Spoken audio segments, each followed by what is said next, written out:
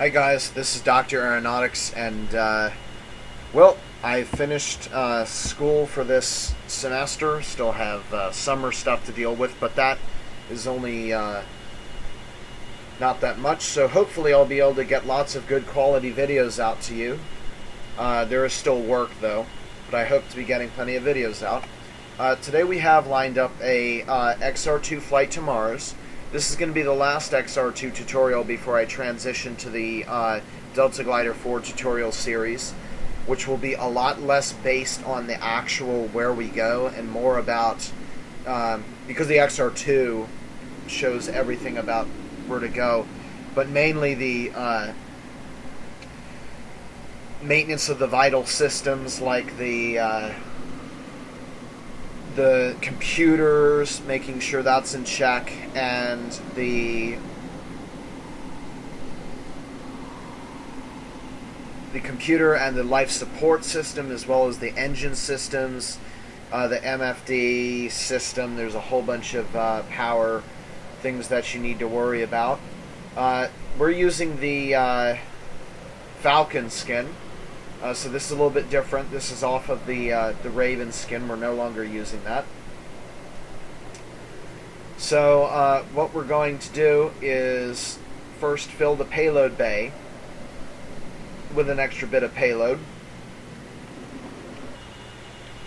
because, well, I'll explain in just a moment. Okay, so basically what the idea is, I had to change the loadout configuration because we're going straight from the moon to Mars. So what I did was I picked number 4, which I believe is Moon with Reserve, and I know from experience that you can get away with just a little bit more fuel than the moon. So, but just to make sure, we're going to go ahead and add the payload tank. I don't expect on using any more, so we're going to go ahead and launch the payload editor, and we're going to go ahead and select a fuel tank, go ahead and install it in the Bay 2 to keep to the center of gravity, and close the editor. So we're all set now. This should see us enough fuel to get to Mars. I've done plenty of flights, and we should be just fine with the amount that I have now. So we'll go ahead and begin the process of waking the craft up. So we're going to go ahead and I have the fuel lines connected, so we can go ahead and refuel. The only tank that needs to be refueled are the APU and LOX, and well, I guess that's where LOX hatch open. APU LOX resupply systems online. Can never have too much. LOX tanks full. There we go, should just top them off. LOX resupply system refueling systems offline. Okay. So you'll notice here the other thing I done, was remove or change the configuration for how long the oxygen lasts. Basically what I did is I did the calculation for one person instead of the full 14 needing oxygen. It shows that number. We only have one crew member, so I chose the 3-month loadout, which is the closest to the flight time of Mars, which I think was about 55 days during a normal Hohmann transfer. I did the normal or half orbital period calculation, pi times the square root of the semi-major axis cubed over the gravitational constant times the mass, and that basically of the sun, and that basically tells me how long my my trip is. Okay, so the fuel systems are taken care of, so we can go ahead and see if we can find an event to schedule. So we're going to use the TransX again, and yes, I know it's broken. I've used it plenty though, so I do know that there are ways of getting around the broken version. I've used it plenty of times. Oh, this looks good. That was definitely intended. So basically what I'm doing now is adjusting the 4 variables of prograde velocity, outward velocity, the time of departure, and the plane change velocity, trying to get all 3 numbers to converge to a few hundred megameters. So that is basically what I'm doing now, is tweaking this.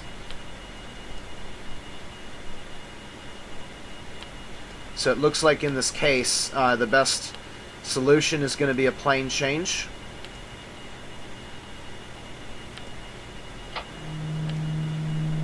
So we can go ahead and see how to work this into the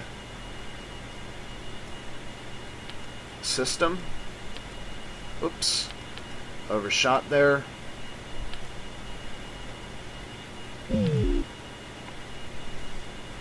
Okay. So you basically know what I'm going to be doing. I'm going to play with it until I get a good number. Be right back. Okay, so I've gotten it down to about 543 megameters. I don't think that's enough for capture. It actually looks like it might be. But I know from experience that we're going to have enough perturbation that that's really not going to help us in any way whatsoever. So we're actually ready to take off now. Well, when I say now, I mean today. So we can go ahead and configure some of these other things here, like the orbit is one of the things that I do. Let's see if... not that. You know, if that will do the ecliptic. Let's just look at the map. It's the easiest way of taking care of things.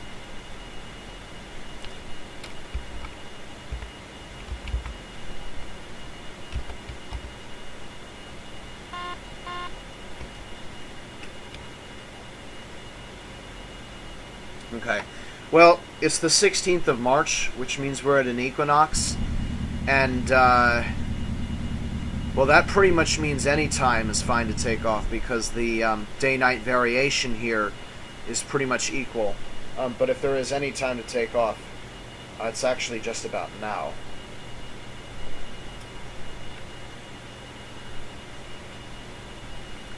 So here's what we have for a heading. It's quite a steep inclination, actually, that we're going to be launching into.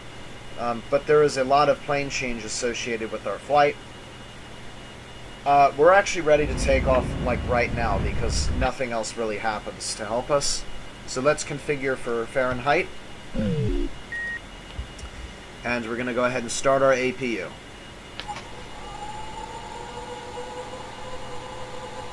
So the first thing we'll close is the bay doors.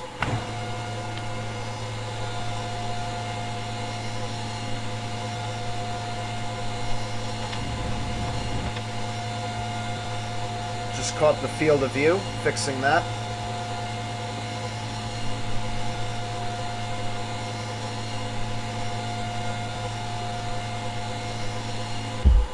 Okay, that has shut. We can now close the outer door of the airlock. I'm going to also go ahead and turn our lights on. And prepare the HUDs. Close the inner door now.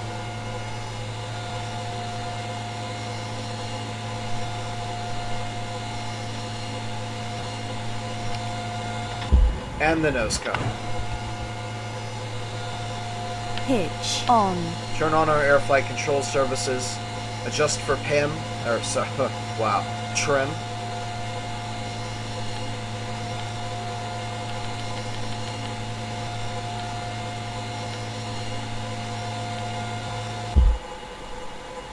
Let's just check this. 356 degrees is our direction, which means we almost have to do a 180. That's not the... There we go. These aren't the MFDs you were looking for. Clearly.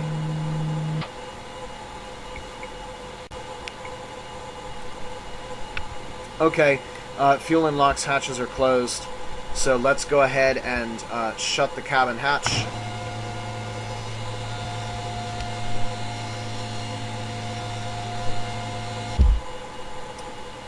Okay.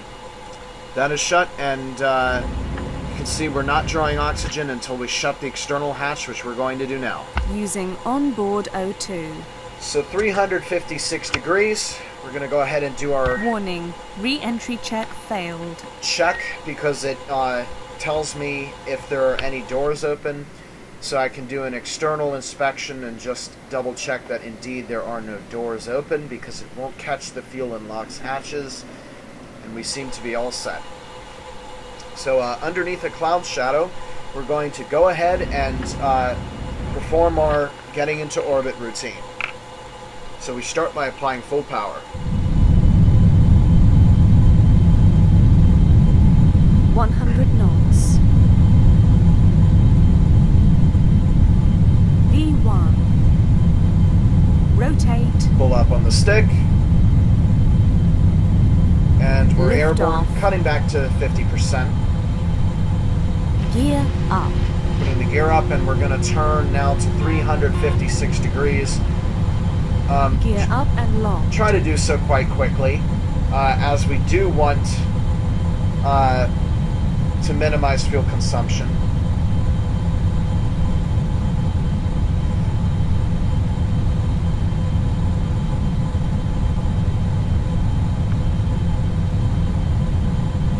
Pitch up to 30 degrees. Just give us full power there and turn back.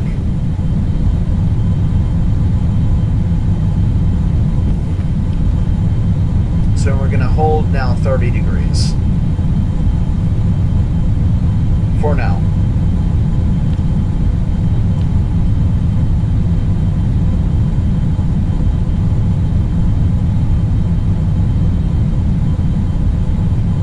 Mach 1. So we've just crossed through the sound barrier.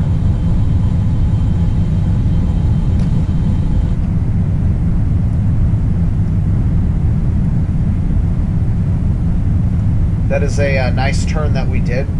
Kind of almost boomerang turn.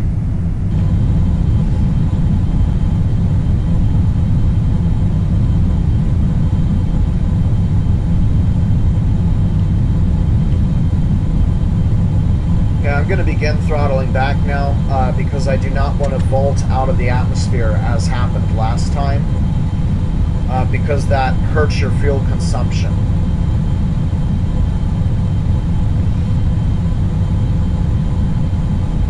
Again, I will jettison the fuel tank when it's time, but when I say time, I'm going to wait longer this time to make sure I don't accidentally jettison too early, because that causes concerns for maneuvering. Mach 2. Okay, we've just crossed through Mach 2 in about 62,000 feet, so we can go ahead and open the scram doors now.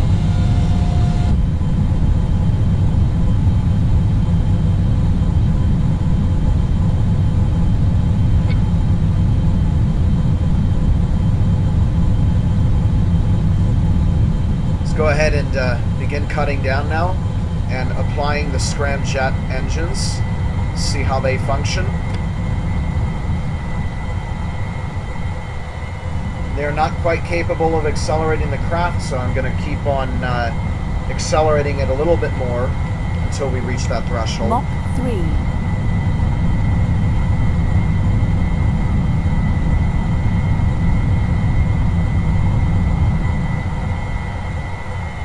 Okay, they're now capable of accelerating the ship under their own power.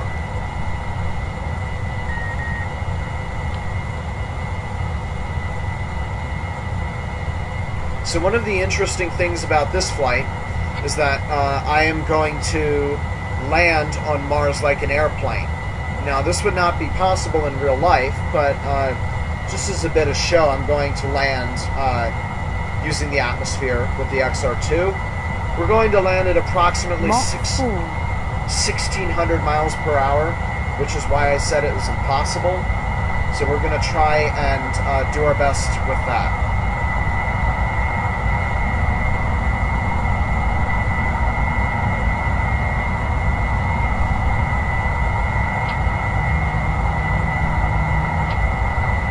Mach 5.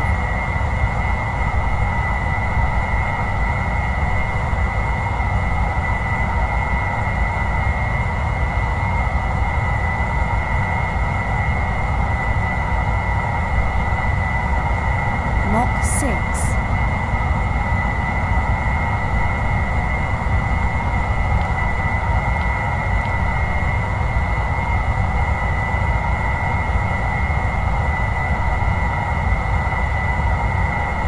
Mach 7. We're currently working a great ascent. You can see our fuel consumption, specific fuel consumption is low, which means we're being very efficient right now. Mach 8.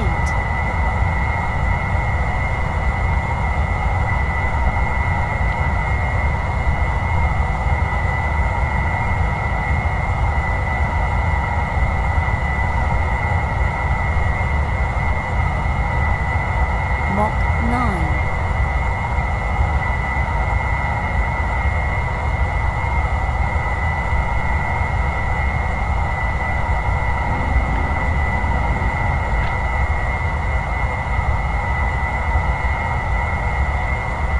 Mach 10.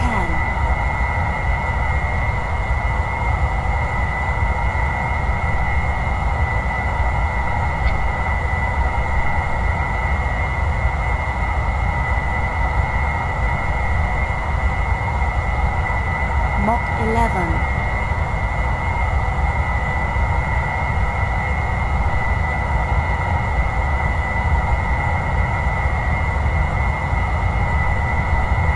So we're getting a little bit hot, so I'm going to start pitching up. Mach 12.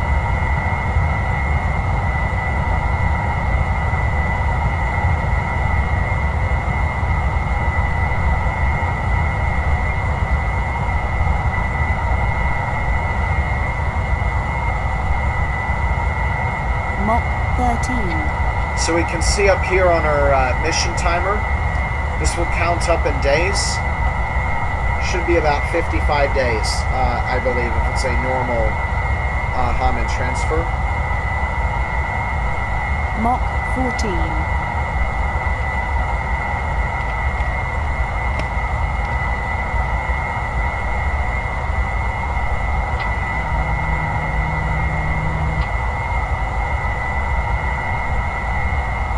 Mach 15.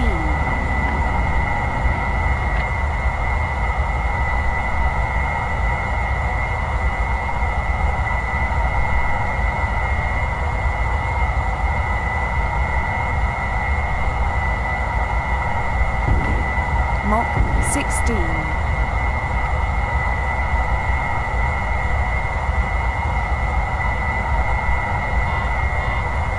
Scramjet temperatures are beginning to come up.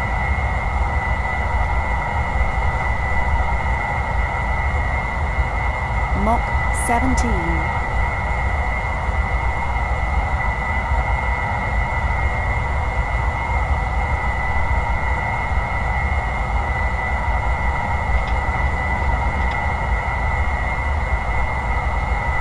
Warning, scram fuel low.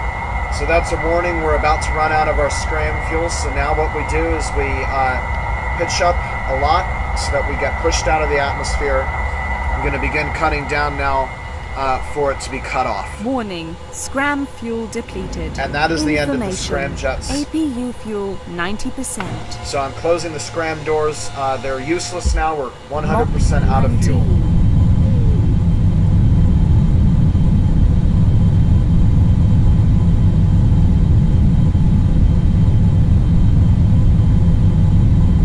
Mach 20.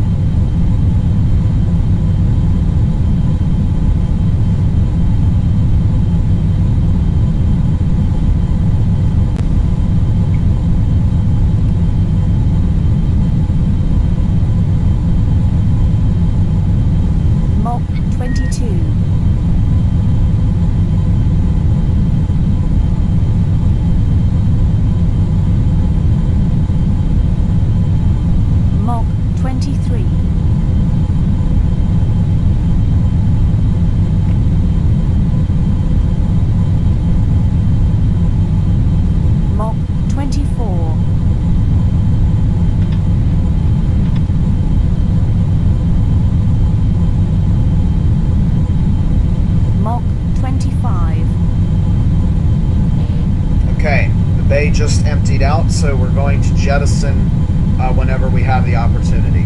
Mach 26.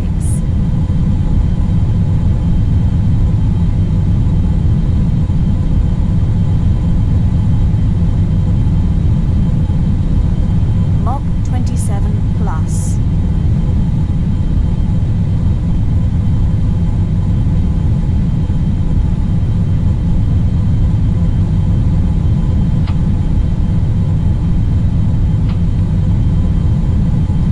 Go ahead and begin throttling back now.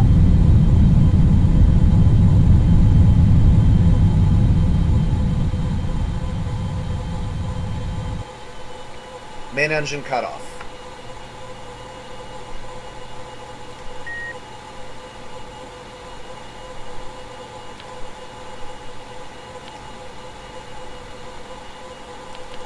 So we're in a nearly 90 degree, we may be more than 90 degree inclination.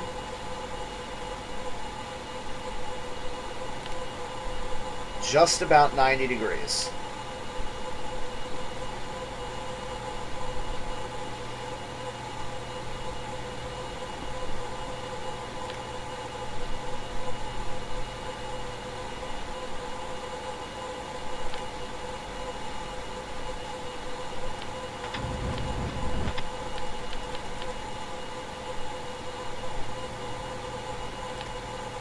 So now what we're going to do is just set our periapsis distance here.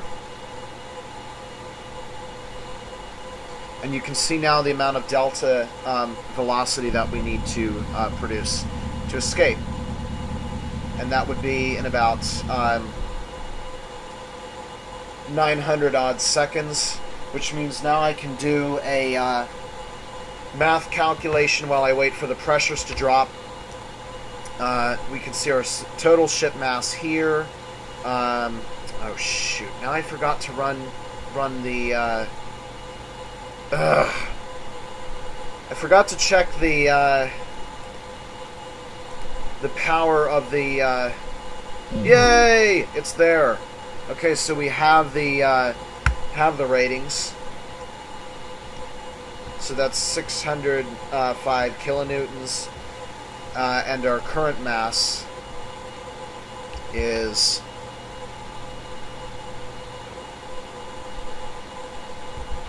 let's go ahead and deploy the radiator now. Our temperatures are about 43 some. There we go. 32,000 kilograms. So we get an acceleration of 19 meters per second squared. And now I better not get this math wrong because it's really going to irritate me. So 3850, 19 seconds, means 202 second burn. But because it's acceleration, we factor in a 2 and we begin burning 101 seconds before the time that it says here to begin burning. So we're all set.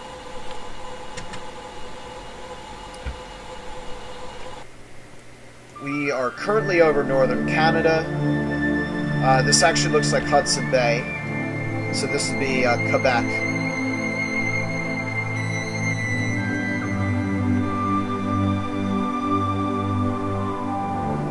So I would imagine, never heard of that place before. That's Churchill. I wouldn't imagine many people would be living up here who are watching my videos, but if you are, let me just say I love this part of the world. So you live in an awesome place. Okay, let's go ahead and configure for orbit. We should be plenty high now. Rotation, pitch, off. Okay, radiator has been deployed. You can go ahead and cut the auxiliary power unit. We'll need to conserve it. There's a long flight ahead.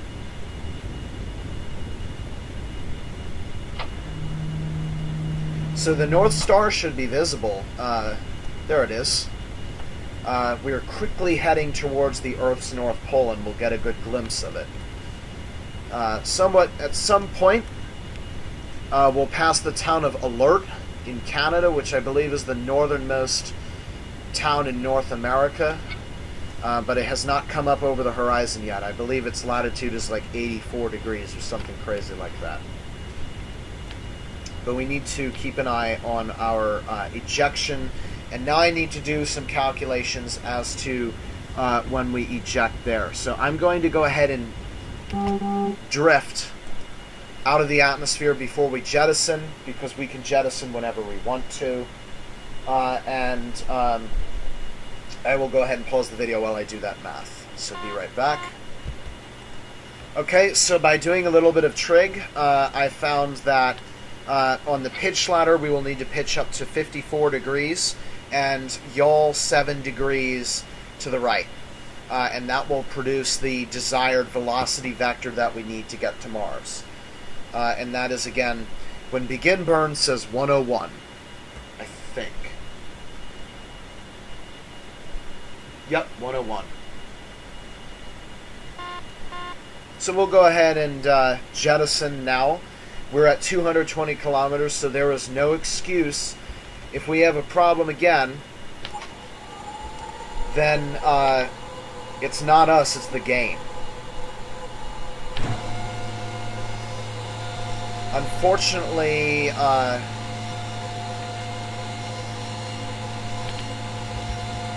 we seem to be in orbit night right now. Oh no, we're still in orbit day. Let's go ahead and pitch in our favor here.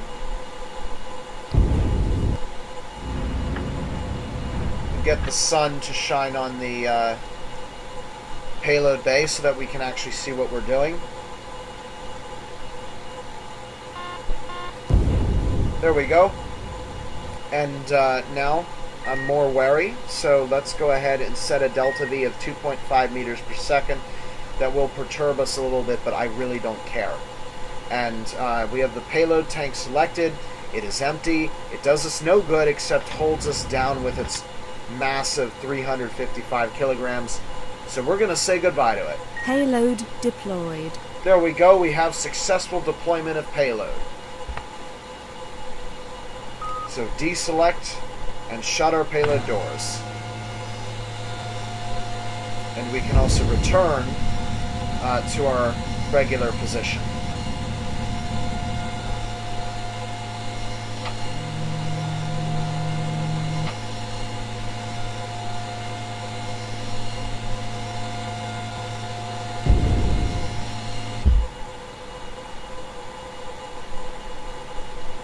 You can see the distance is quickly increasing as time goes by. So you can see the payload there floating away. It won't be our problem. We can go ahead and shut the APU down. It's not going to be our problem because we're going to be burning out in a couple minutes.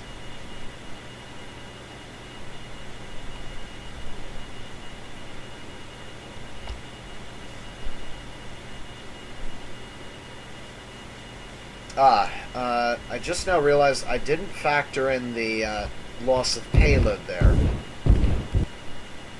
And I did want to be efficient. So I'm going to pause the video again and fix the calculations so that they match the new mass. The values have changed, or rather one value has changed. We now burn at 102 seconds from the begin burn, and we don't have to do anything. Alright, haven't turned that off yet.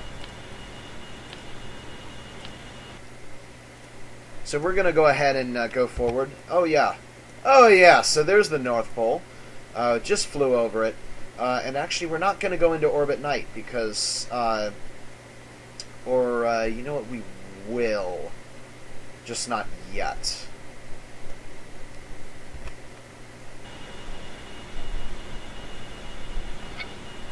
It's almost like not even worth fast forwarding now, but I guess I will go ahead. So we're going to 10 times the normal rate, and we're only going down to about 60 seconds before the, actually 100 seconds before the burn. So now, Alright, time to anticipate our direction. So, let me see. 90 minutes means 4 degrees per minute. We begin burning in 3 minutes. So 12 degrees out will be the... Okay, so this will be the... And we're 7 degrees back, 7.2 degrees. 2, 4, 6, 7. And pitch ladder at 54.3 degrees. It really helps when you know which direction you're burning. Let's see if we can get a pitch readout somewhere. Keeping an eye on this burn time here. Well, we have an angle of attack indicator. There should be a pitch indicator somewhere. I don't know where it is, though. I don't see why our angle of attack wouldn't be that, though. So just kill off all of our residual acceleration. Sorry about this. So we have the thing paused. I think the payload that we deployed was causing my computer to crash, so I removed it in the code of the saved game. I'm hoping that this solved the problem and that we don't get another crash, because if I have another crash, I'm going to have to edit it out. Okay, so we're playing back real time now. Just checking everything here. We're still in our same position. We're awaiting firing of the engines at 102.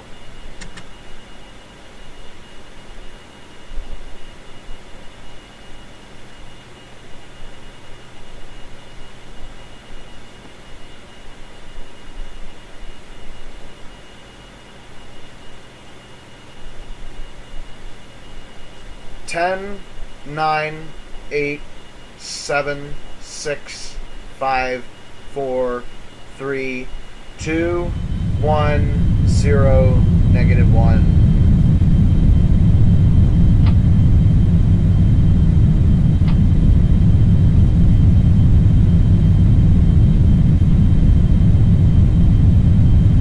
Okay, so we're now in the process of burning, and my computer hasn't died yet, which makes me happy.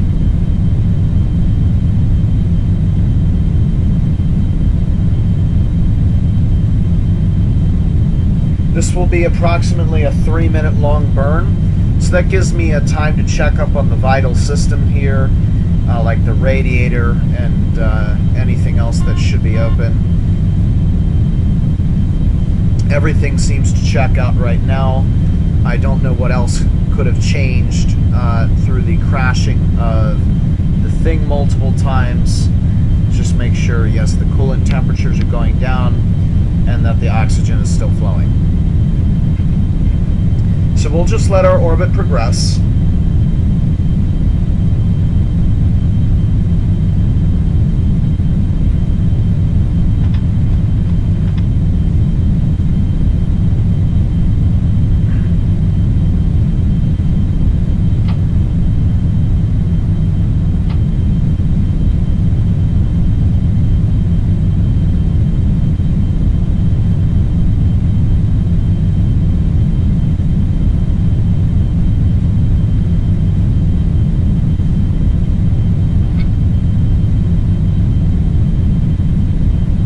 If you remember from the orbital mechanics tutorial, you can see our eccentricity value is increasing, which as it is supposed to do, and will continue increasing until we finally break fuel. Wow, something's wrong with my pronunciation. Until we break free of the gravitational... That's kind of weird. We break free of the gravitational well of the Earth when the eccentricity value exceeds 1.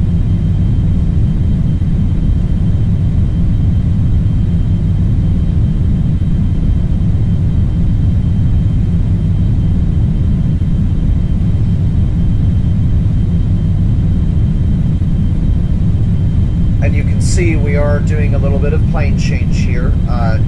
The orbit is perturbing due to us, well, I should not say perturbing, but its inclination is changing as we burn out of the plane. And Siberia?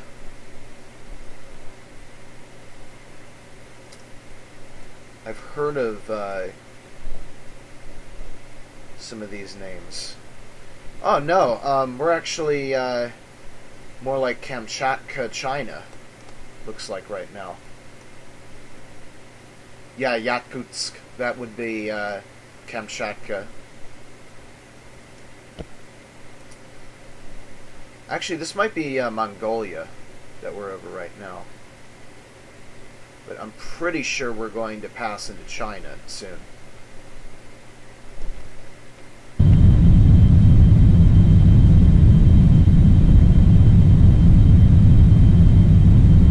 Okay, we're about to break something's wrong with my... something's very wrong. Break free of the Earth. And now.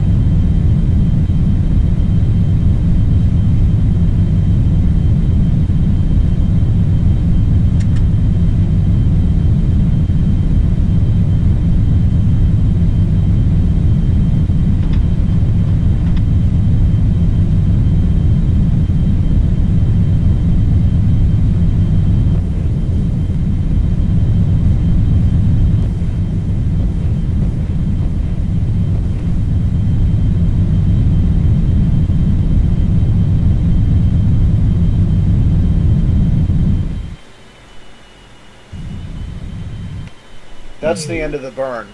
And I'm starting to realize right now that perhaps I should have integrated instead of just gone with the current situation.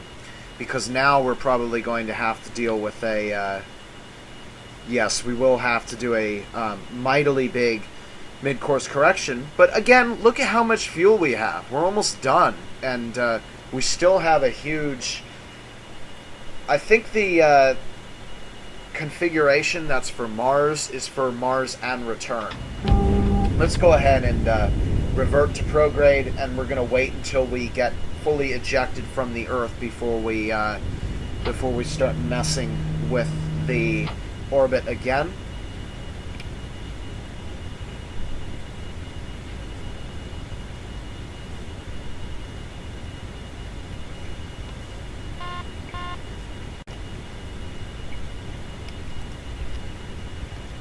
Our altitude, now 600 kilometers.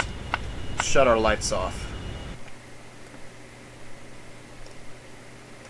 You can never do this too many times.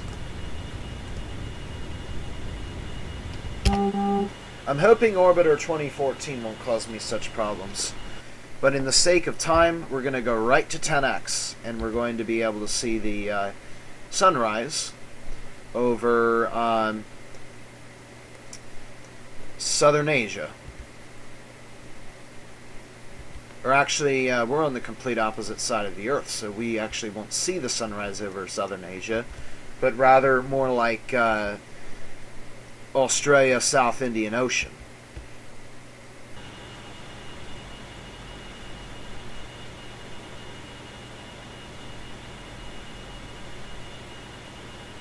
Dr. Aeronautics sees what happens, yes.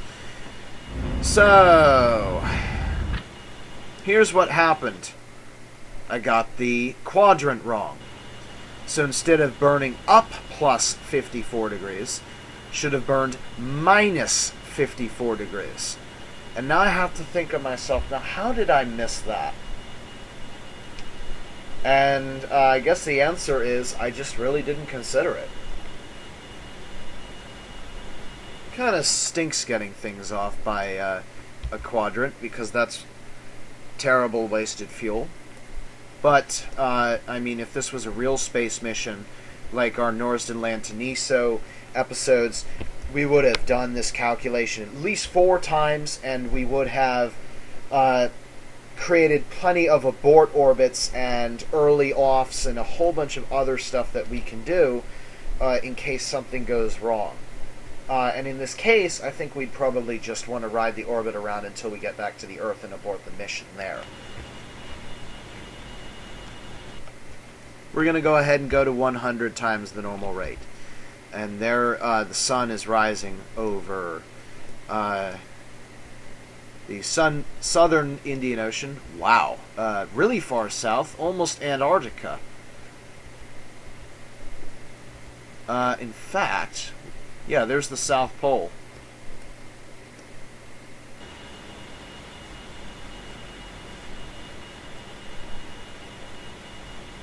So we're just going to ride this gravity wave out until the sun takes over, and then that's when we're going to do our dirty work of course correction.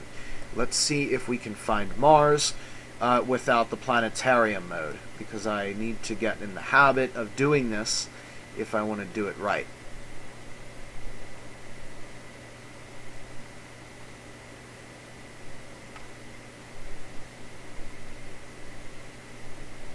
I'm going to waste time doing this. Okay, so there's the... Now, which one would that be?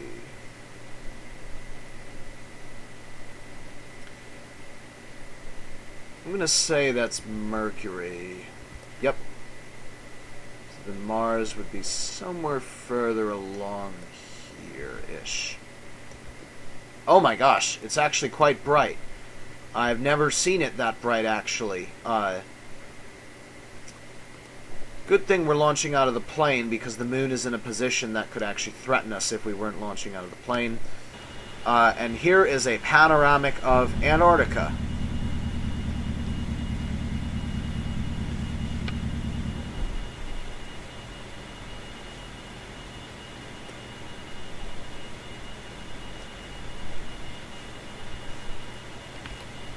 Okay, let's go ahead and kill our relative rotational motion and go to 1,000 times the normal rate while we wait for the gravity of the sun to overtake the Earth's.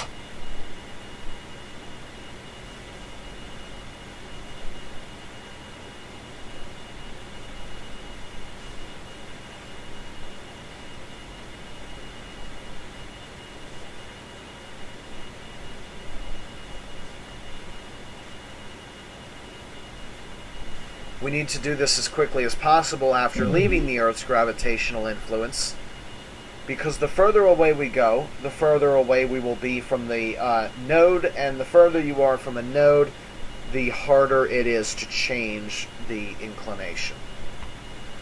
Okay, right there, that's it. Although we're going to need the maneuver mode. And this is... speak my own words, broken. We're going to have to wait for the TransX to roll over to the sun so that we can use its maneuver mode, because it doesn't want to work when you're on the departure stage. Keep an eye on our oxygen. So our coolant temperatures have bottomed out, and this is where we have to be very careful. The mission is about to be 1 day old. There we go. The first day so far.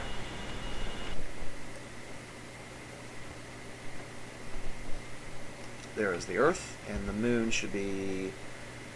I saw it up here. There it is. Let's go ahead and go to 10,000 times the normal rate while we wait for the gravity to drop off.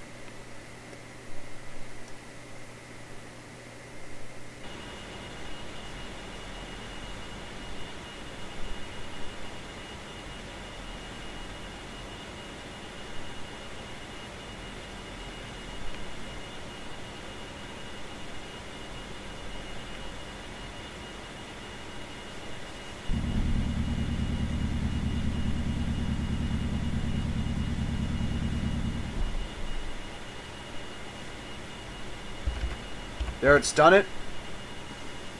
Now, I'm sure that it would have been much more efficient to do that of the Earth, but my thing's not working, and, well, we're not going to be using these in the official Norsden Lantaniso episodes.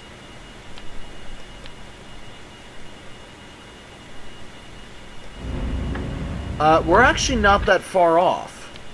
Is that it? That might have been a display error.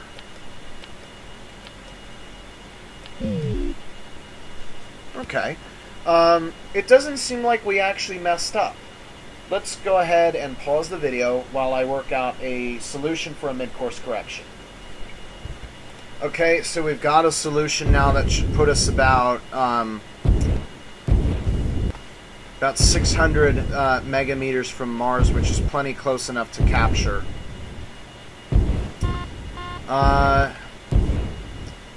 We're actually at negative 70, so we were burning in the right direction.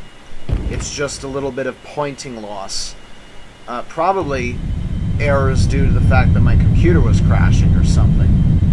Not that the computer messed up, but just the fact that the variables changed each time the scenario was reloaded.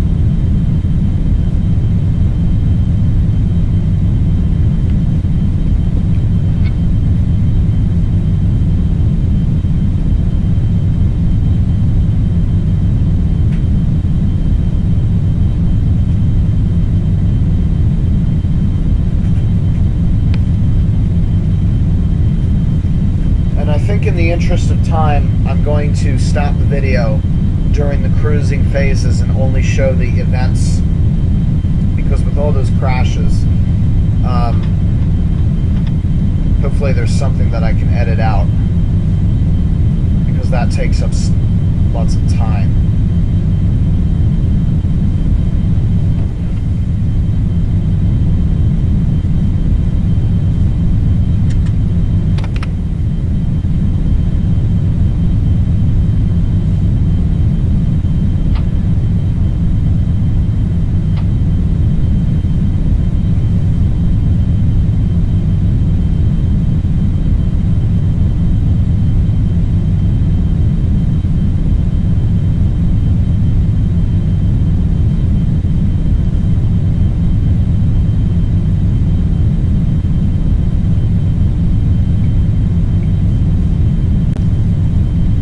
So this is quite a big mid-course correction. So, you know, something is obviously wrong with it. So, I will tell you, in the future Delta Glider 4 tutorials, I'll put a little bit more effort into my math to try and get these more right. Coming up to the end of the burn now.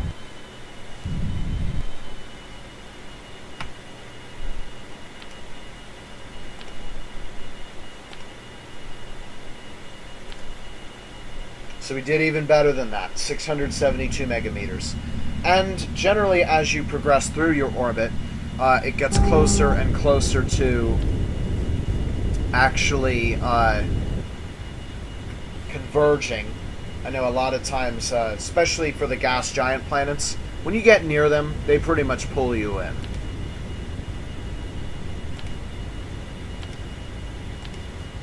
And this looks like it is close enough to capture, but not progressed enough. So I'll go ahead and pause the video here, and we'll come back for a second mid-course correction, probably somewhere on here, here, almost all of the way to Mars. And everything should be good as it is. Oxygen's looking good, coolant's looking good, so we're good to go. Okay, so 113 days have gone by. Our oxygen is still plenty full, as expected. In the end, the accuracy did not matter, because, oh boy, quick save. Because, as it turns out, it did perturb quite a bit and change up a lot due to gravity as we were leaving the Earth. So, I won't say that last burn wasn't necessary, but it could be done with a little bit less precision, simply because the variables don't care at that point what the actual difference is. I want to get this really close, so I'm going to go ahead and pause the video while I do that. Okay, the new solution has us getting to about 24 megameters, which in the arrival stage is pretty much a guaranteed capture. So we do this move, and we should probably have to burn out to avoid crashing into the surface of Mars.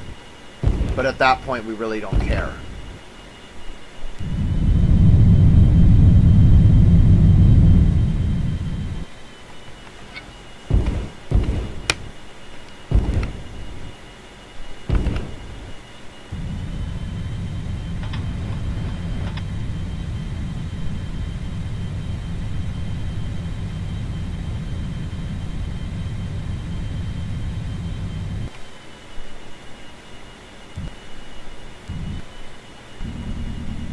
Boy, that was good timing. Let's go ahead and turn maneuver mode off. And that was a perfect burn. So 24 it is. Yes. And that represents Mars, so we should either capture or crash into the surface. We will capture for sure, but we'll fix that later on. We're going to go ahead and quick save, and I will come back when we enter the arrival stage. Okay, we're arriving at Mars now, so I can probably put it up to about 1,000 for now, and then 10,000 when we keep an eye on it. So there is Mars and Phobos and Deimos, which are orbiting it, and very soon we should get the information about the arrival stage. Right on cue. Thank goodness I saved. Okay, so resuming from earlier, the thing got fixed up during that time. Let's find Mars real quick, so... Okay, good. Nothing gets away from us. Okay. Now very soon we should be getting the arrival orbit here. Ah, there it is. Okay. So now we can see, wow, we are not indeed going to crash into the surface. It was correct. For the gas giants, typically not. Although the inclination... Actually, that's a pretty good inclination. So instead of doing what I did last time, which was burning retrograde, and again, I believe I did that because I wanted to minimize the amount of capture delta that I would have to do at Mars, so that the aero braking wasn't as make or break kind of thing. But in this particular case, I will go ahead and do outward. For even with all that course correction we did, we still have half our fuel, which is plenty to go even back to the Earth, should we want to. But I really don't care. So let's go ahead and...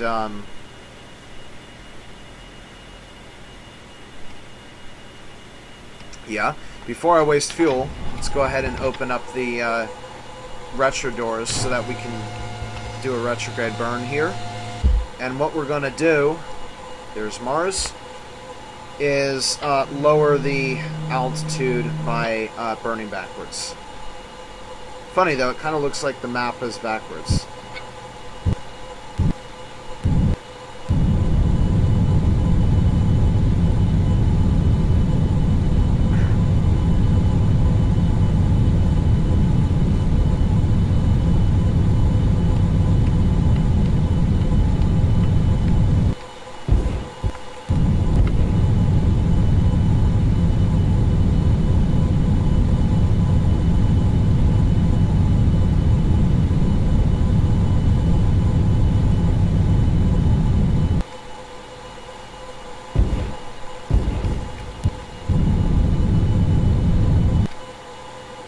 Okay, that will need a bit of fixing later. Why is this thing on? Oh right, the retro doors.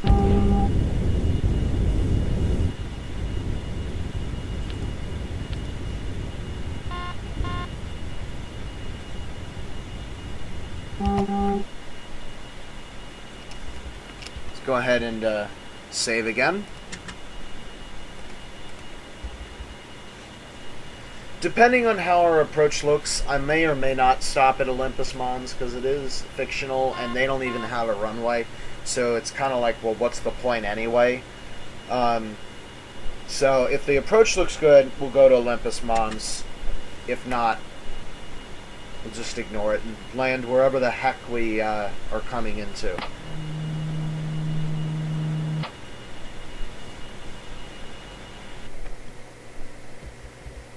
So we can go ahead and advance to 10,000 again, only for a little bit, and now we're going to have to go back to 1,000 as we address the entrance here.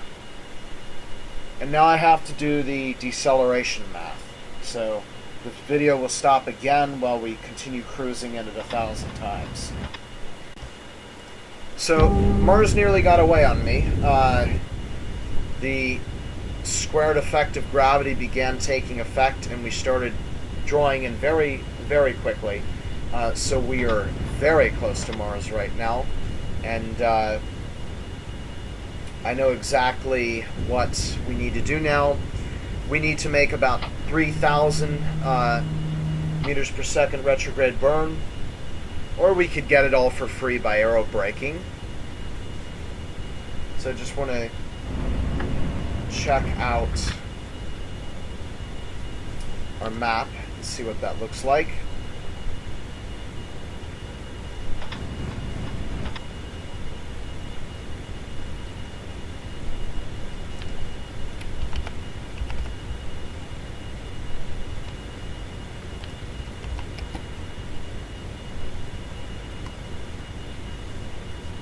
Well, it doesn't want to display the map right now because for some reason the closest surface is Deimos, apparently. Not concerned about that. Like I said, we're not really that, into landing at Olympus Mons. We'll just land where we land, whether it happens to be under or not. So we'll continue at 100 times the normal rate. It will take us 63 seconds to decelerate by engines. And we're going to have to actually, right now, we have to fix... Actually, it'd be much faster going the other way. We have to fix our altitude and bring it down.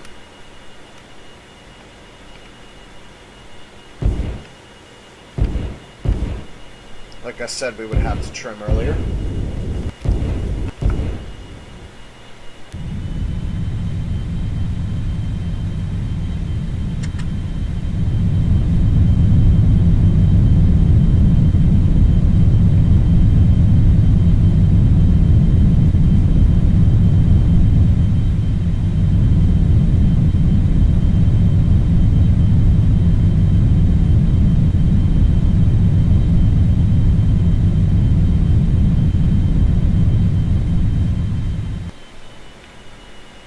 Okay, that's going really low, so I may raise that depending on circumstances. That's going to change this, which is now 7149. That's going to completely change my math. Now we're looking about 75 seconds of retrograde burn. We're going to go to 100 times the normal rate for the final approach and check out the map.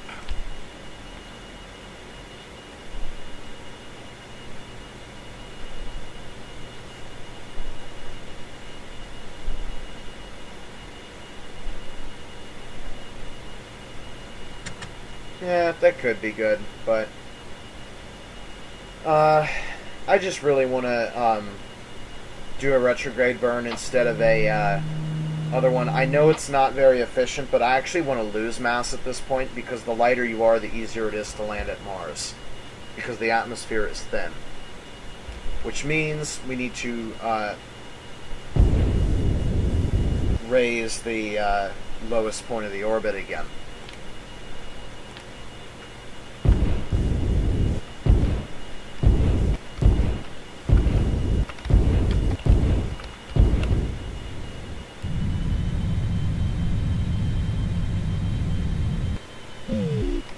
So we'll actually go into circular orbit around Mars before we go into the atmosphere.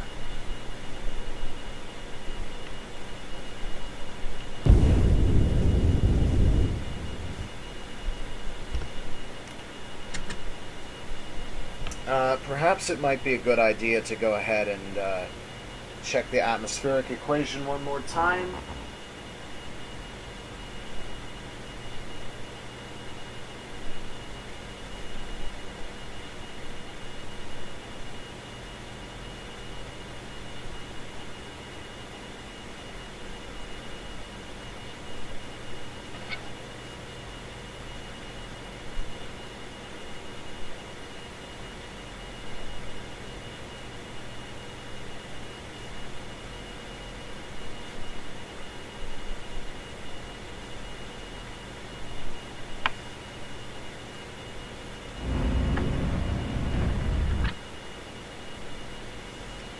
Okay, so the static pressure at, what is it, 70 kilometers should be still under 1 Pascal.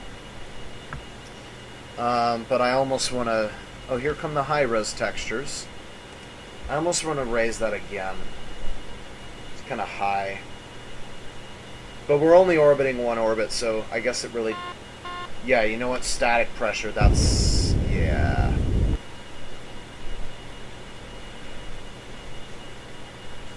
So I'm going to raise this a little bit. It's about 85.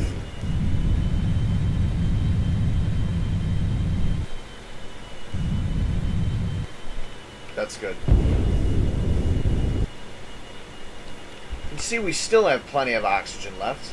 So we could do a round trip with 2 buddies, pretty much. Actually, not 2 buddies. You can bring 2 buddies for a one-way trip, or one for a one-way, or for a 2-way, something like that. And you're spazzing out, which drives me crazy. Stop spazzing. Oh, there we go. That's how it's supposed to look. You see, with the atmospheric lines there, and I need to keep an eye on. Let's turn retrograde now.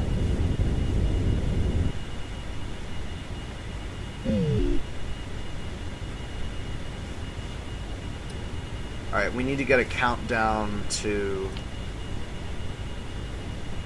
And you're going to spaz out like that again.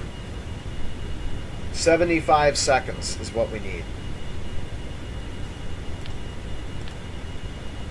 And now it's blue. You're not the Earth. Stop doing that.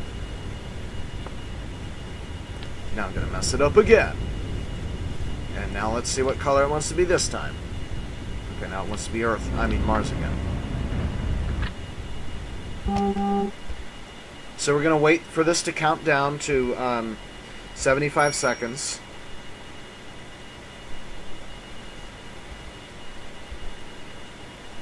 Let's wait just a little bit longer. You can see now we're very close to the surface of Mars. And it looks like we're over Valles Marineris.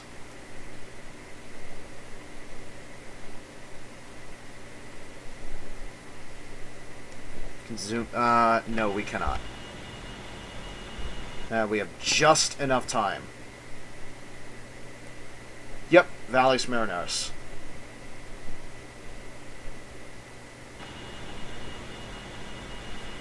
Okay, we're going to hold retrograde now. And at 75 seconds, we'll begin burning for capture.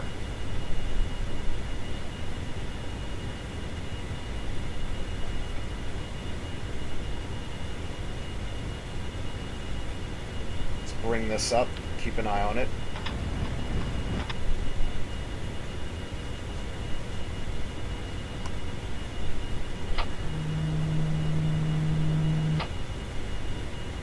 Here it comes. Okay, retrograde burning now.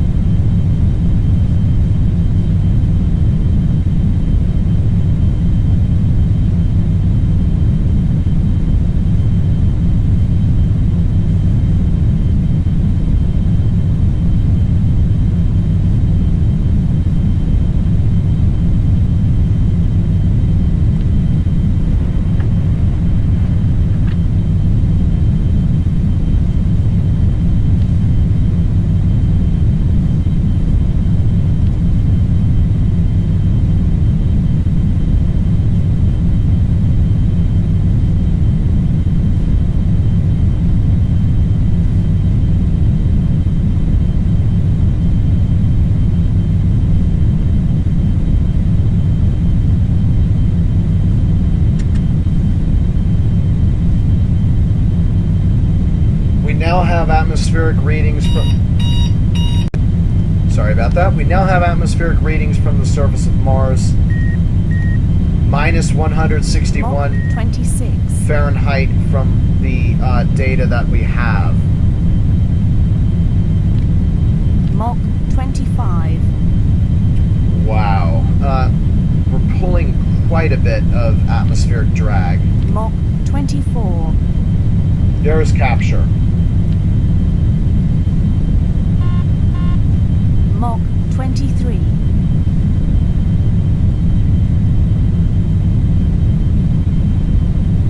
Mach 22.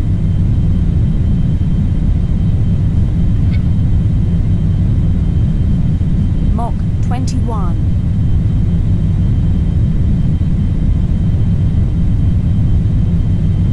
Mach 20.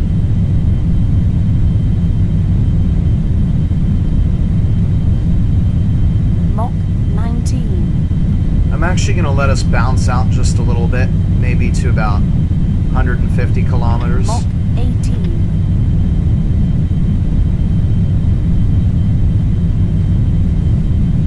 Mach 17. Okay. That's it.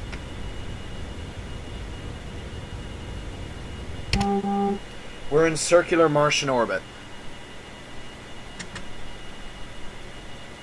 I'm going to go ahead and turn prograde now so that we minimize atmospheric drag.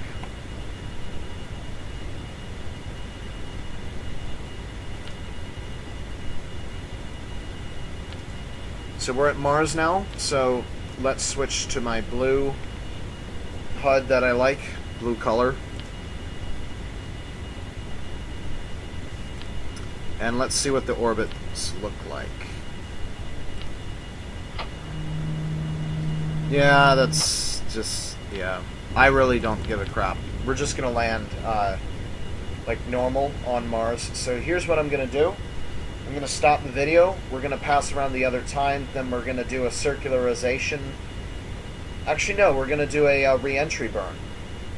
And then we're going to re-enter and land over Valles Marineris.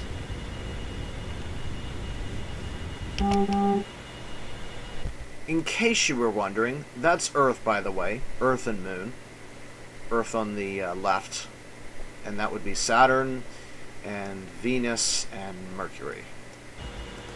New plan. I'm going to circularize at the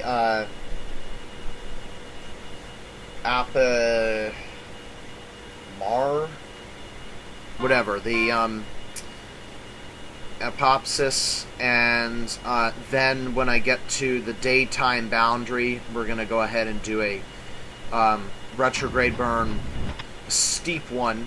We don't need to be that concerned about the atmosphere because it is dense and not very, or very, quite low in pressure. So we don't need to concern ourselves with heat, really. So we can go for a steep re-entry. We're going to go ahead and circularize now.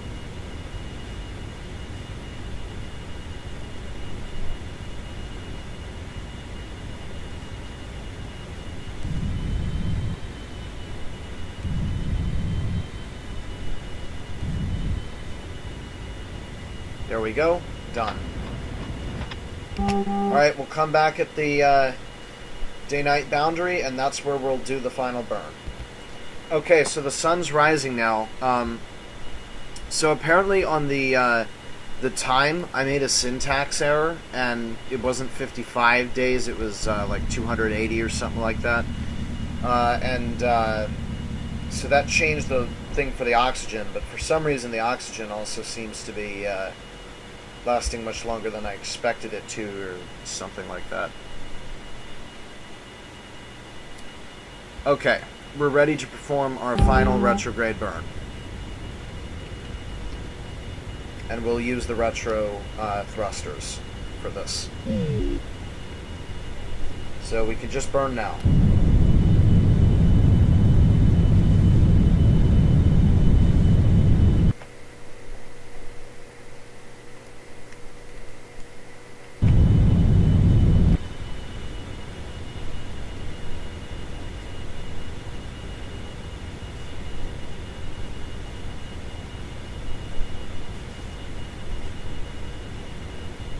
Okay. Done.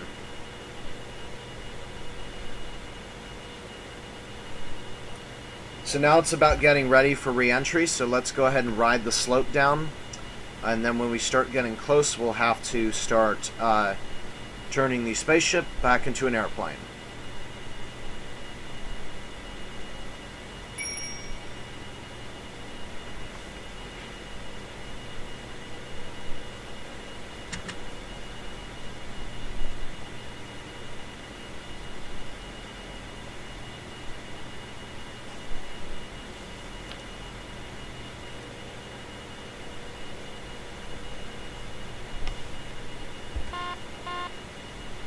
Okay, we're approaching the atmosphere. So we're going to go ahead and reorient some.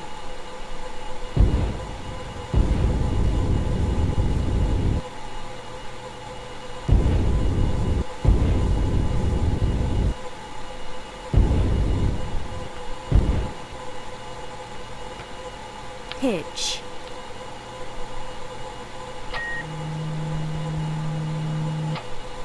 Close the retro doors. You can go ahead and turn the strobe on for the heck of it.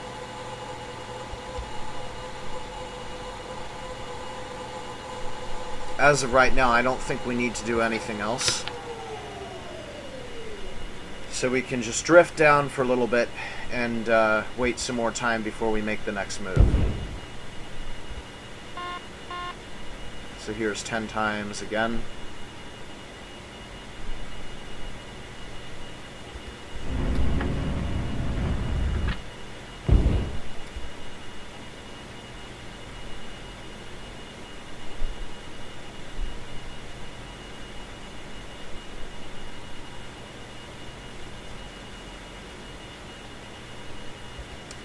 Okay, we're at 75 kilometers now, which means we're coming down.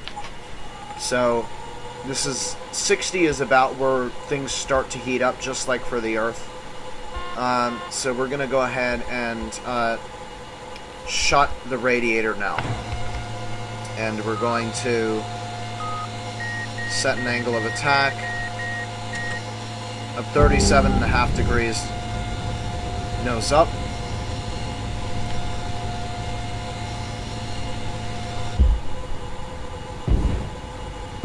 Again, leaving the APU on now because we have to function. Pitch. I shouldn't have turned that on earlier. And we're ready for our re-entry check. Re-entry check.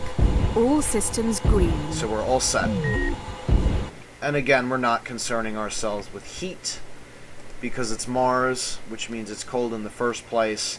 We're not moving that fast, and the air isn't that... there's not that much air, so we really don't need to concern ourselves with it.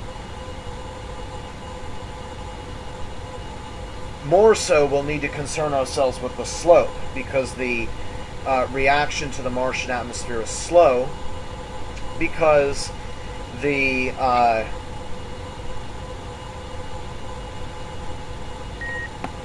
air is thin, so we tend to fall through it.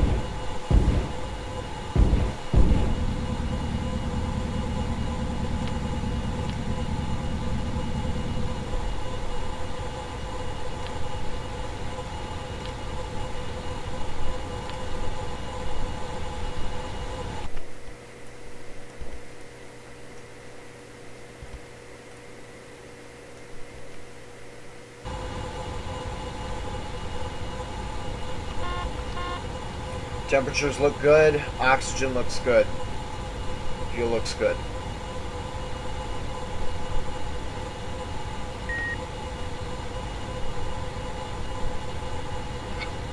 In case you're wondering, the air right now around us is about minus 163 Fahrenheit.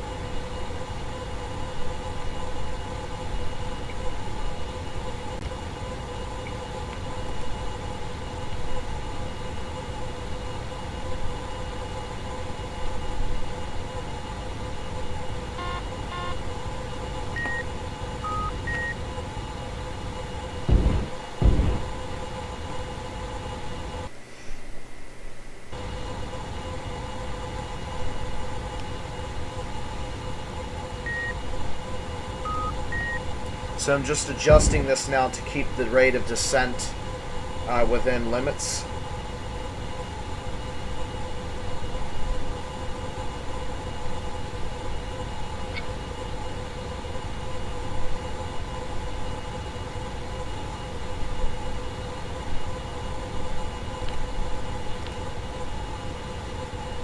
Meanwhile, re-entry has begun. We're decelerating.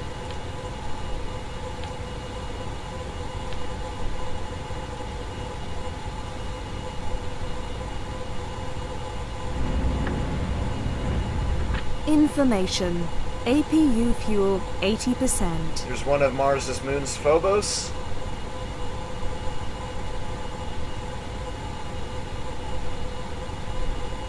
And if there was to be considered an interface on Mars, well, it would just about be here.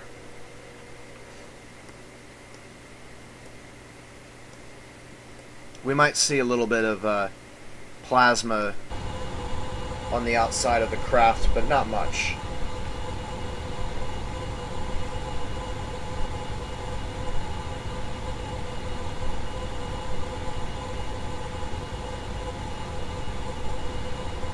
Again, interface being the time when the values of density and pressure of the atmosphere change exponentially along with our dynamic pressure in a very short amount of time. You can see now the stars are beginning to be blotted out by the Martian atmosphere, beginning to turn that kind of amber color, amber pinkish color.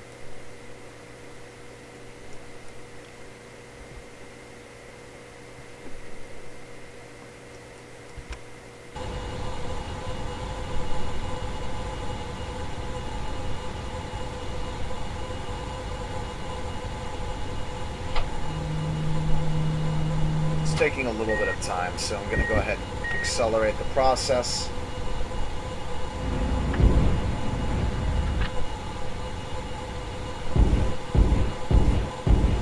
We can also go ahead and open up our air brake, because who the heck cares?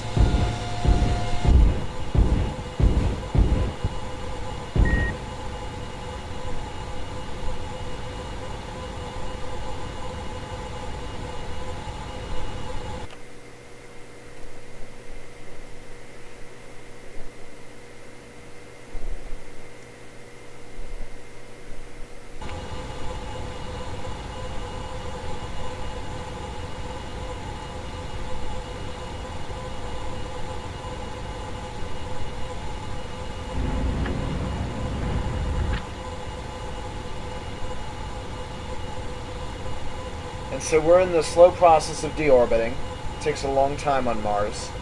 It will eventually accelerate, but it takes a little bit 16 until you get down to the lower areas in the atmosphere.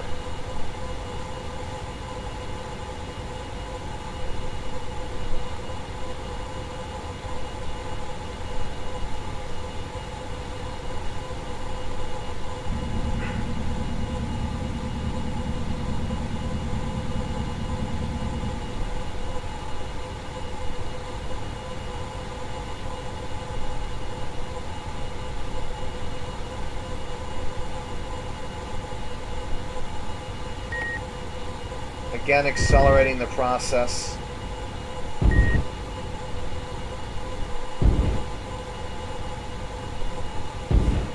There we go. Now our vertical speed is dropping, so we'll go ahead and re-enter faster.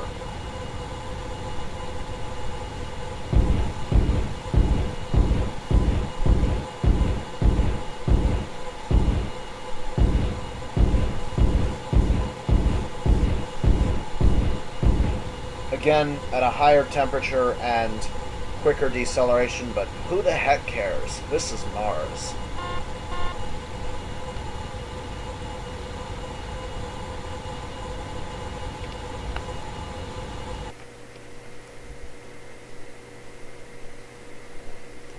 Huh. Earth and Moon are directly above now.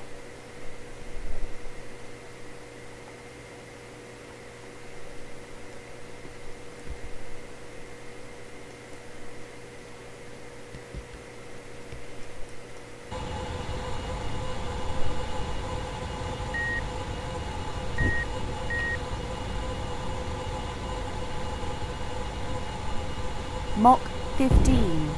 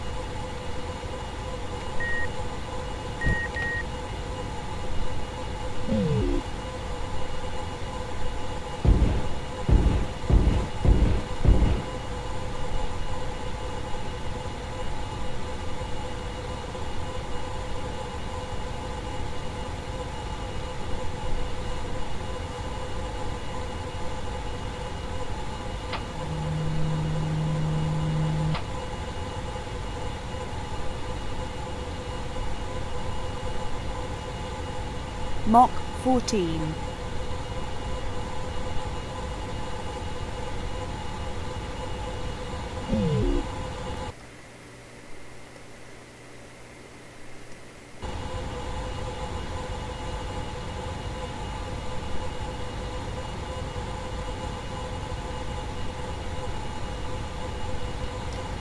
Just keeping an eye on our temperatures. We've just gone through 40 degrees.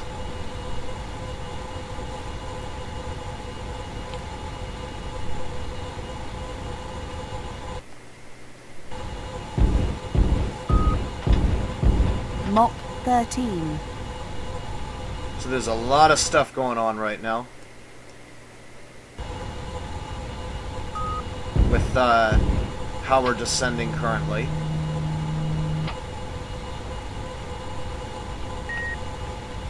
Hey, look, our temperatures have skyrocketed to 20 below Fahrenheit.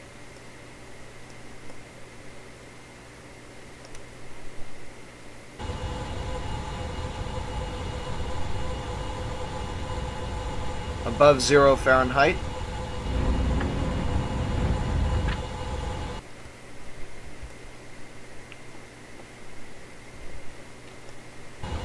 By the way, I'm keeping no track as to whether we actually Mach 11. landed the Valles Marineris. I'm just kind of picking a spot and kind of landing.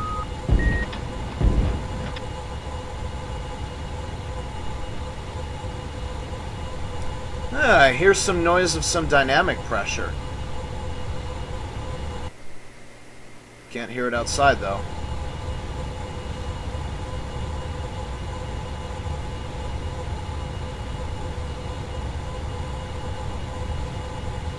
As you can see, the speeds are really coming down now. And look at that. 57 degrees. And now it's gone back down. Mach 9. So you could touch the front of this thing right now, and it would feel cool. That's how thin this atmosphere is. The heating effects. Like I said, we don't really worry about them. Mach 8.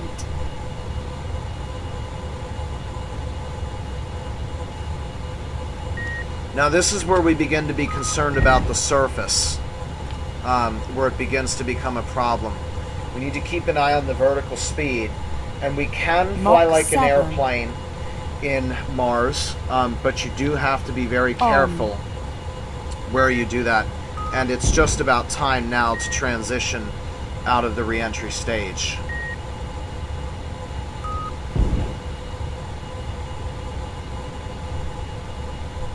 Mach 6. Oops.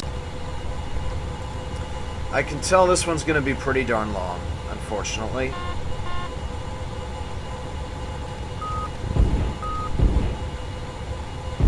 Just undergone our maximum wing stress. And we're going to go ahead and turn the autopilot off. And now we shall fly like an airplane. So we're at 32,000 feet in the Martian atmosphere, traveling at about 2,500 miles per hour. Off. Let's go ahead and stow the air brake so that we can begin descending.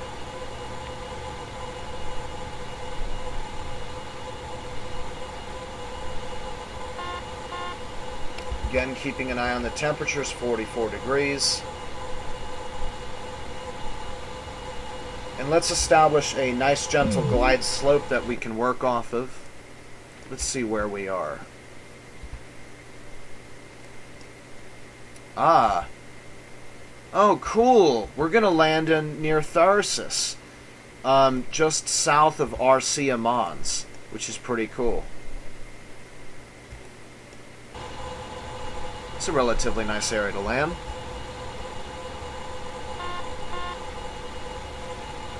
Okay, now this gives me an opportunity to demonstrate the slow reactivity of the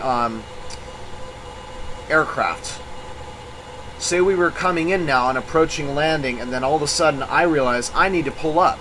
I'll pull up, but my velocity vector will not follow except for a very long period of time, which can be deadly if you don't time it right. So you do have to be very careful doing this.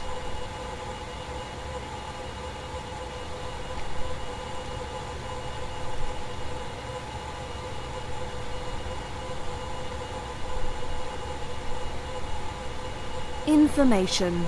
APU fuel 70%. Descending through 21,000 feet.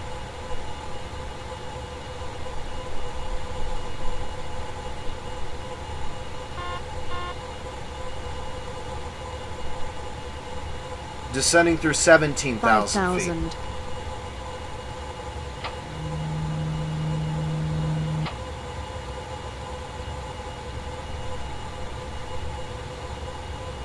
4,000.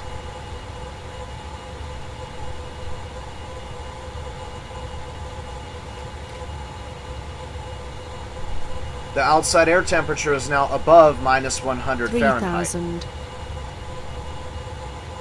Okay, check the dynamic pressure. Gear down. We're going to extend our gear now. We're going to land at about 2,000 miles per Gear hour, down and locked. which again is impossible. We might actually die trying because it's 2,000. very difficult to know our horizontal velocity. So we have to do this very carefully.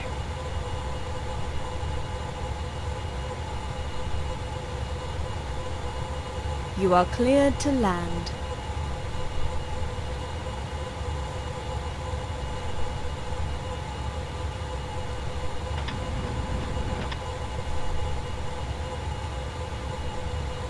One thousand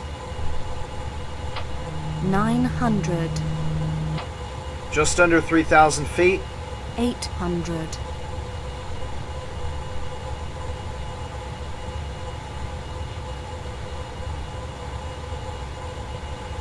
Gonna start adding a little bit of power so that we 700. don't slow down too much. I have to keep the slope very gentle.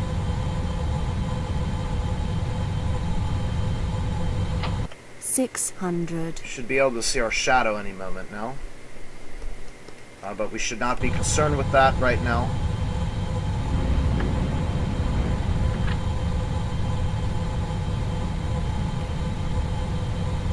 $500.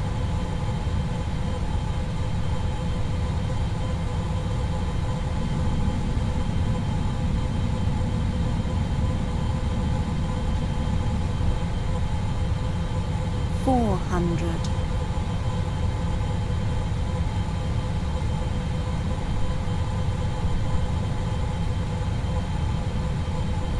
$300. I know this is long and almost painstaking, but I really do have to be careful.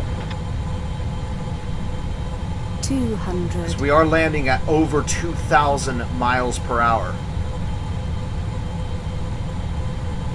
And if I put on the brakes, you will actually, I can see the surface now, you will actually hear them humming at a very high pitch than what you're used to, because I typically apply them at about 400 miles per hour, not 100. 2,000 miles per hour. Huge difference in energy.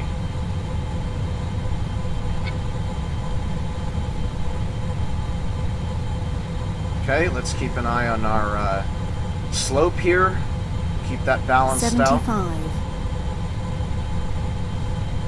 Again, I know this is painstaking, but if you want to survive, you gotta do it really carefully. Again, this is not possible in real life. 50. 40. 30. 20. Okay, this is it.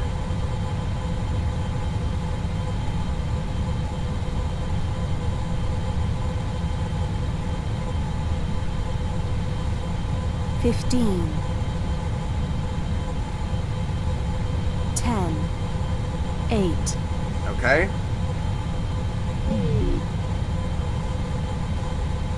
Easy now. We're going up pretty fast. Oh, now we're going down fast.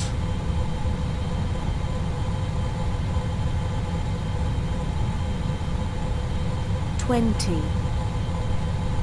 Easy. 15. 10. 8. 6. 5. Here comes touchdown. 2. 1. Oh, come on. Go down. 1. Touch. Touchdown. Lift off. There it is. You can hear the wheels, the wheel brakes. We've just touched and we've bumped. Which kind of drives me crazy, because now I have to do this again. 10. Cut the engines. 8. Oh boy. 5. Go down, you stupid 3, thing. 2. 1. Touchdown. Mach 4. Okay, we're slowing down. You can hear the brakes now. They're going crazy.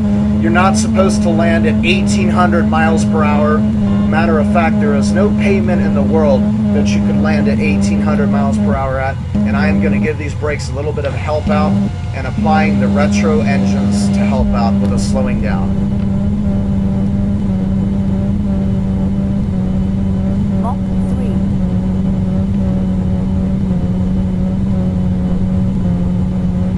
Oh yeah, we also landed at like Mach 3.5.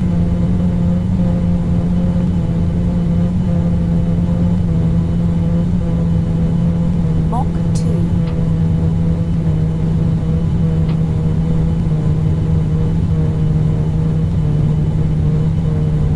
In real life, this would cause a brake fire so bad I would explode. Okay, these are the speeds that it's used to. By the way, speed of sound on Mars, 450 miles per hour.